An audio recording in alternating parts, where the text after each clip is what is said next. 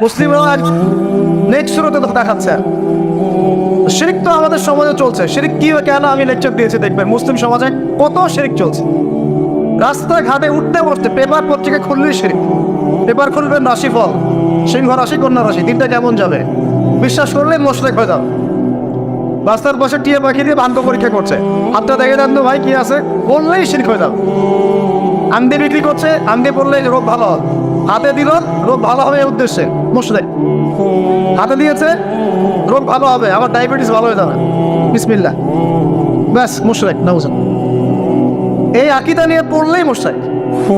মুসলিম সমাজে অহরহ শিরক আছে। বাসায় মা বোন যারা আছে অনেকেই দেখা যায় চুল আশ্রয় চিরুনি পরে গেলে বলে আজকে মেহমান আসবে। কি আসবে আজকে? মেহমান আসবে আজকে, বললেই শিরক। বাসা থেকে বের হচ্ছেন, আপনার পাঞ্জাবিটা একটু আটকে গেছে, আপনার স্ত্রী বলছে একটু বসে যান, অমঙ্গল হতে পারে, বসেন, বাস মোশরেক, শিরক হয়ে গেল। মুসলিম সমাজে রঞ্জ শিরক। এখন আবু জাহেলের যুগে শিরক ছিল, এগুলো বলতে থাকলে এটা নিয়ে আলোচনা করতে হবে। আলোচনার টপিক আমার আসতে আবু জাহেলের যুগে কি ছিল ভাই? শিরক ছিল। সমাজে রঞ্জে শিরক ছিল। এখনকার সমাজেও শিরক আছে। তারা লা ইলাহা ইল্লাল্লাহ না পড়ে শিরক করতো, আমরা পড়েও শিরক করি। আল্লাহ পাক আমাদের সবাইকে শিরকের পাপ থেকে হেফাজত করুন বলিয়া। এই একটা পাপ যদি কেউ না করে ইনশাআল্লাহ সে জান্নাতে যাবে। যতই পাপ করুক না কেন, জেনা করেছে, মদ খেয়েছে, মিথ্যা বলেছে, অনেক কিছু করেছে, শুধু শিরকের পাপ করে নাই, আল্লাহ তাকে মাফ করে দিবেন ইনশাআল্লাহ। বিশ্বাস করলেন না কথাটা? নবীজি বলেছেন এই উম্মতের যে কোনো ব্যক্তি যতই পাপ করুক না কেন আল্লাহ পাক সমস্ত পাপ মাফ করতে পারেন, কিন্তু শিরকের গুনাহ আল্লাহ পাক মাফ করবেন। তওবা করে যদি মারা না যায় মাফ করবেন। একটা এক্সাম্পল দিয়ে বোঝাচ্ছি তাহলে ক্লিয়ার হয়ে যাও। মনে করেন কেউ একজন জেনা করেছে, তওবা করার সুযোগ হয় নাই, মারা গেছে, নাউজুবিল্লাহ। এখন আল্লাহ পাক কিয়ামতের মাঠে এই জেনার পাপটা মাফ করে দিতে পারেন, যদিও সে তওবা করে নাই। আল্লাহ পাক এই পাপটাও মাফ করতে পারেন। কিন্তু একজন ব্যক্তি শিরক করেছে, তওবা করে নাই, কিন্তু এই অবস্থায় যদি কাল কিয়ামতের মাঠে আল্লাহর সাথে সাক্ষাৎ করে, আল্লাহ তার গুনাহ মাফ করবেন। এই শিরক আর অন্য পাপের এই হলো পার্থক্য। তাহলে সবচেয়ে কোন বিষয়টা থেকে আমাদের বেঁচে থাকা উচিত ভাই? শিরক কি ও কেন, একটা বই পাওয়া যায়, কিনে নেবেন। কিতাবুত তাওহীদ একটা বই আছে, পড়ে নেবেন। কুরআন সুন্নাহর আলোকে বিশুদ্ধ আকীদা, এরকম অনেক বই পাওয়া যায়। আর আকীদা সংক্রান্ত একটা অনবদ্য বই হলো আল আকীদা আত তাহাওয়িয়া। এই চারটা পাঁচটা বই পড়লে আপনার শিরকের কনসেপ্ট ক্লিয়ার হয়ে যাবে। আল্লাহ পাক আমাদেরকে পড়াশোনা করার তৌফিক দেন। এবার আসেন, আবু জাহেলের যুগে ছিল সুদ বোঝেন কিনা? 100 টাকা দিলাম, 105 টাকা দেওয়া লাগবে। 1 লাখ টাকা দিলাম, 1,01,000 টাকা দেওয়া লাগবে। 1,01,000 টাকাও যদি দেন, ওই 1 টাকাই সুদ। সুদ তো আমরা বুঝি না। এখন তো পেপার মানির মধ্যেও সুদ আছে, ইলেকট্রনিক মানির মধ্যেও সুদ আছে। সামনে একটা আসবে অচিরেই, ক্রিপ্টোকারেন্সি, বিটকয়েন, ওটার মধ্যেও সুদ থাকে। আর সুদ ভিত্তিক ইকোনমিক সিস্টেম দিয়ে পুরো বিশ্বটাকে অক্টোপাসের মধ্যে পেঁচিয়ে ধরা হয়েছে। মানে এটা যদি ওয়ার্ল্ড হয়, এটাকে চেপে ধরছে এভাবে, সুদ দিয়ে এভাবে চেপে ধরছে। আপনি বেরিয়ে হইতে পারবেন না, কিন্তু বের হতে পারবেন না। যারা যে মার্শাল আর্ট প্র্যাকটিস করে ওরা জানে কিছু লক আছে, লক মানে যখন 1-on-1 ব্যাটেল হয়, বুঝে যারা বক্সিং খেলে, মার্শাল আর্ট জানে, রেসলিং খেলে, এরা কিছু লক করতে পারে। লক মানে কিছু মারবে না আপনাকে, জাস্ট লক করে রেখে দিয়ে নড়তে পারবেন না, বুঝছেন? তো এরকম লক করে রেখে দিয়েছে পুরো বিশ্বটাকে। এখন সুদ, বেরোতে পারবেন না। বেরোতে পারবেন কোথায়? যদি মনে করেন আপনি খুব এই যে গ্রামে বাস করছেন, এখানে সমাজের লেনদেন করেন না, নিজে চাষবাস করেন, নিজে খান, তখন আপনি হয়তো বেঁচে থাকতে পারবেন। মার্কেটে গেলেই সুদে পড়তে হবে আপনাকে। এটা কি পসিবল? একা থাকা সম্ভব? অতএব সমাজে থাকতেই হবে। এখন সমাধান কি? ফাত্তাকুল্লাহ মাস্তাতা, একদম সাধ্য মতো আল্লাহকে ভয় করেন, সাধ্য মতো আল্লাহকে ভয় করেন। ইচ্ছা করে সুদের সাথে সম্পৃক্ত হয় না। যদি অনিচ্ছাকৃত হবে সুদের অর্থ চলে আসে, যদি জানেন এটা সুদের, ছেড়ে দেন, এটা ছেড়ে দেন। ওইটাতে পাবলিক টয়লেট নির্মাণ করে দেন, তাও খায়েন না আল্লাহর ওয়াস্তে। কারণ নবীজি বলেছেন সাল্লাল্লাহু আলাইহি ওয়াসাল্লাম, 1 দিরহাম যে ব্যক্তি সুদ খায় সে যেন 36 বার জেনা করবে। এটা সহিহ বুখারীর হাদিস, উলামায়ে কেরাম জানেন। যে ব্যক্তি 1 দিরহাম সুদ খেয়েছে, সে যেন 36 বার জেনা করেছে। একবার জেনা করেছে, আপনি জানেন কথার কথা বললাম যে কারো পরিবারের কোনো এক মেয়ে বা ছেলে জেনা করে ফেলেছে, নাউজুবিল্লাহ, আপনি ধরা পড়েছে এলাকার মধ্যে, মানুষ তাকে কি সম্মানের চোখে দেখে? ভবিষ্যতে সে যত ভালোই হয়ে যাক না কেন, ওর ঘরে বিয়ে দেওয়ার সময় মানুষ হাজারবার চিন্তা করবে, তাই না? তাই না বিষয়টা? মনে করেন একটা মেয়ে জেনা করে ফেলেছে, আল্লাহ না করো, নাউজুবিল্লাহ, এটা জানাজানি হয়ে গেছে, ওর ঘরে কি বিয়ের প্রস্তাব আসবে পরে? যদি ভালো হয়ে যায় তাও আসা খুব ডিফিকাল্ট। আল্লাহর মুমিন কোনো বান্দা যদি চিন্তা করে, আচ্ছা আগে পাপ করেছিল, মাফ চেয়েছে, তওবা ইস্তেগফার করেছে, আমি তাকে বিয়ে করব, সেটা আলাদা বিষয়। কিন্তু স্বাভাবিকভাবে কিন্তু সমাজ এটাকে গ্রহণ করে না। একটা জেনার ক্ষেত্রে আমরা এইভাবে মানুষকে দেখি, আর 1 দিরহাম সুদের বিনিময়ে আপনি 36 বার জেনা করছেন। আল্লাহ আমাকে হেফাজত করুন, আল্লাহ আমাদের সবাইকে হেফাজত করুন। দূরে থাকতে হবে, থাকার চেষ্টা করতে হবে। তো আবু জাহেলের যুগে এরকম সুদ ছিল, এখনকার বিশ্বে রঞ্জে রঞ্জে। নবীজি তো আগেই বলেছেন মায়ের সাথে জেনা করার মতো পাপ। এই হাদিস তো জানেন আপনারা। সুদের 73টা শাখা আছে পাপের, তার সর্বনিম্ন শাখা হলো নিজের মাকে বিয়ে করা, নাউজুবিল্লাহ। যদি এই এলাকায় খবর পান কোনো মেয়ে কোনো বা ছেলে তার মায়ের সাথে বিয়ে করেছে, নাউজুবিল্লাহ, তার মায়ের সাথে জেনা করেছে, নাউজুবিল্লাহ, কোনো মেয়ের সাথে বাবা জেনা করেছে, নাউজুবিল্লাহ, আপনি কি সমাজে তাকে রাখতে চাবেন? আপনি তো আইন শাসন কোনো কিছুর পরোয়াই করবেন না, গণপিটুনি দিয়ে মেরে ফেলবেন। আপনি এই কাজ করবেন না? একটা মসজিদে চোর, তারাবির নামাজে আবার চোরও আসবে কিন্তু অনেক, কথায় মনে পড়ে গেল, স্যান্ডেল সন্তান। তো তারাবির নামাজে অনেক চোর আসে না? অনেকে তো মসজিদের দান বাক্স শুদ্ধে নিয়ে চলে যায়। কি ইনসাফ আমাদের সমাজে! মসজিদে ফ্যান লক করে রাখতে হয় তালা দিয়ে, বাইরে মসজিদে ফ্যান লক করে রাখতে হয় তালা দিয়ে, খাঁচার মধ্যে। তো মসজিদেও চোর যায়। এখন চোর ধরা পড়ে গেলে কি পিটুনিটা পিটানো হয়। মসজিদে একটা চোর যদি ধরা পড়ে, সবাই মিলে কি পিটুনি দেওয়া শুরু করে। এটা কিন্তু অনৈতিক কাজ, জানেন? এভাবে সবাই মিলে গণধোলাই দেওয়া জায়েজ নাই। তাকে নির্দিষ্ট প্রশাসনের কাছে হস্তান্তর করতে হবে। যদি এখন বলেন প্রশাসন বিচার করছে না, সেটা তাদের ব্যাপার। ও যদি ফাঁকফোকর দিয়ে বের হয়, সেটা ওদের ব্যাপার, এই বলার দায়ভার তাদের। আপনি যদি নিজের হাতে শাসন তুলে নেন, সমস্যা আছে। এভাবে ইসলাম এটাকে জায়েজ করে নাই। ওর হাত কেটে ফেলার বিধান আছে, তাই না, কোরআনে? এটা আপনি করতে পারবেন না, এটা ইসলামিক আদালত করবে, ইসলামিক আদালত। সবাই যদি আইন হাতে তুলে নেয় তাহলে তো সমাজে বিশৃঙ্খলা হবে। এই জন্য এই সুযোগটা ইসলাম দেয় নাই।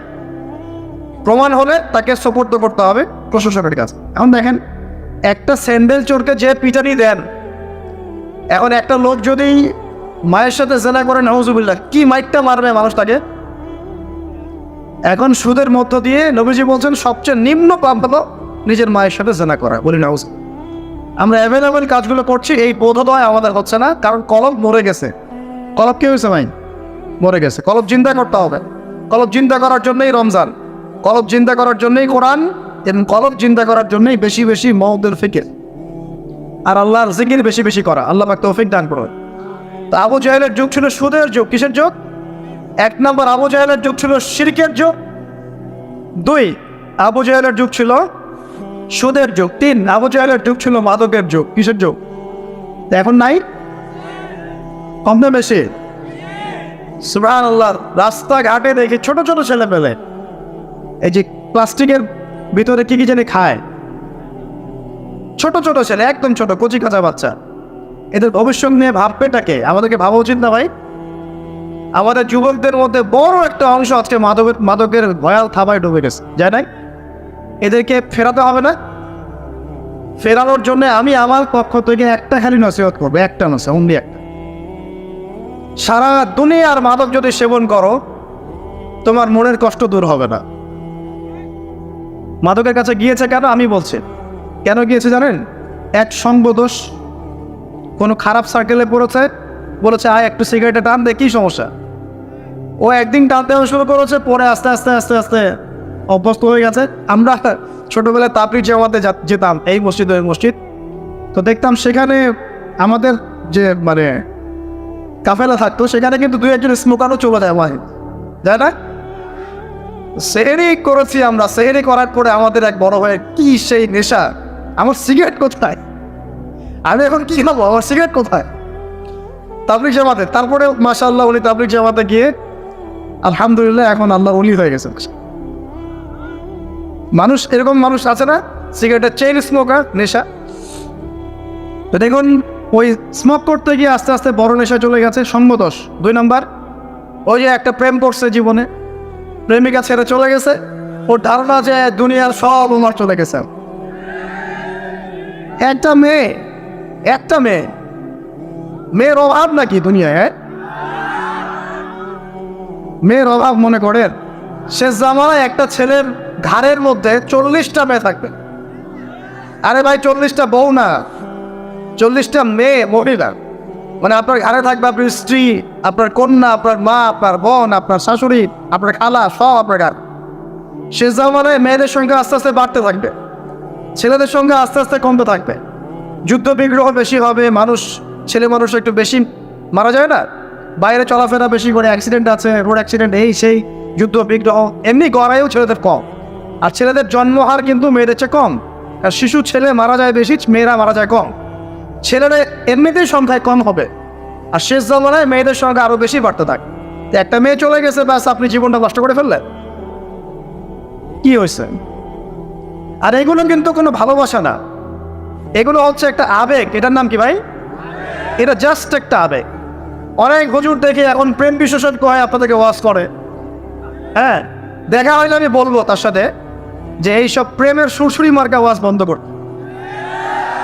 এগুলো দিয়ে যুবকদের উপকার হচ্ছে না। কারণ বিয়ে না করলে সংসার বুঝবেন কিভাবে? বিয়ে না করলে আপনি সংসার বুঝবেন কিভাবে?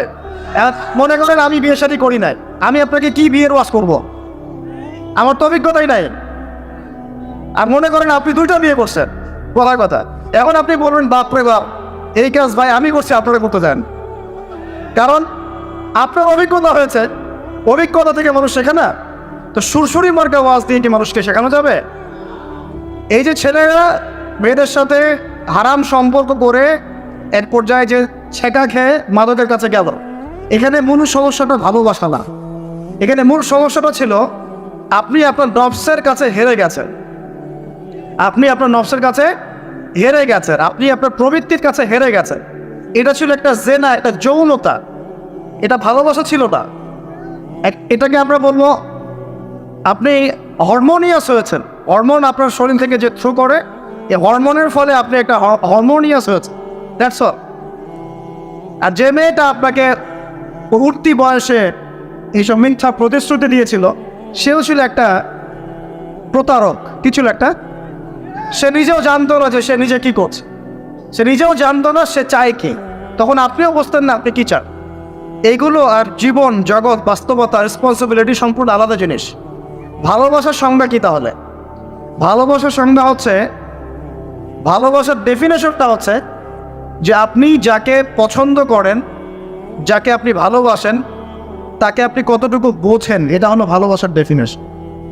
আপনি তাকে বোঝেন কিনা, আপনি তার স্বপ্নের পাশে অংশীদার হতে পারছেন কিনা, তার যে লাইফের অ্যাম্বিশন, এখানে আপনি তার পাশে সাথ দিতে পারছেন কিনা, তার হাত ধরে থাকতে পারছেন কিনা, সে হোঁচট খেলে আপনি তার পাশে থাকতে পারছেন কিনা, হ্যাঁ, সে খারাপ সময় পার করলে আপনি তাকে সাপোর্ট দিতে পারছেন কিনা, আপনি তাকে কনফিডেন্স দিচ্ছেন কিনা, এগুলো ভালোবাসা। আমরা আমাদের সন্তানদেরকে ভালোবাসি না? সন্তান পড়ে গেলে আমরা হাত ধরে তুলি, ওঠো, কিছু হয়নি, আবার যাও, এটা তো ভালোবাসা। আর এই যে নোংরা জেনা, হারাম অ্যাফেয়ার্স, এটা মূল জিনিসটা যৌনতা। এটা কি জিনিস ভাই? যৌনতা। যারা বলে না এখানে একটা ডিভাইন লাভ আছে, ঐশ্বরিক লাভ, আমি বলি একটা প্রতারণায়। ঐশ্বরিক লাভ না, এটা হচ্ছে শয়তানি লাভ। কারণ কি দেখেন, মনে করেন আপনি তাকে খুব ভালোবাসেন, সে আপনাকে অনেক ভালোবাসে, তাহলে এখন তার সাথে দেখা করেন না, দেখাটা বন্ধ করে দেন, হাত ধরেন না, জড়াই ধরেন না, শারীরিক সম্পর্ক করেন না। আপনি এখানে তার সাথে পর্দা মেনটেন করেন, দেখেন পারেন কিনা। সে বলবে না আমি রাজি না। মেয়েও রাজি হবে না, ছেলেও রাজি হবে। মেয়েও একটু সুরসুরি পছন্দ করে, ছেলেও পছন্দ।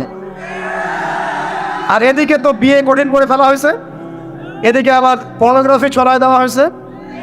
তো সব মিলায় এরা নিজের চরিত্রকে হেফাজত করতে ব্যর্থ হচ্ছে। সলিউশন কি? সলিউশন হচ্ছে ভালো কাজে ব্যস্ত থাকা।